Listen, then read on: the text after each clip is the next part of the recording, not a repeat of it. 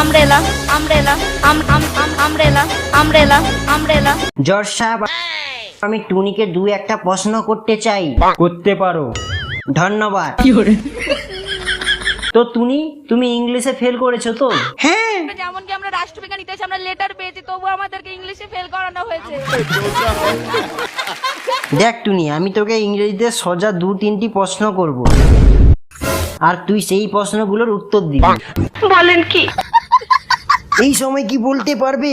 ঘাবড়ে যাবে জজ সাহেব। টুনি বল, ডগ মানে কি জানিস? ডগ মানে বিল্লি। Want to be noted, Milo. Want to be noted, Milo. বাবা এবারে আমব্রেলা বানা বল। AMRLA AMRELA umbrella.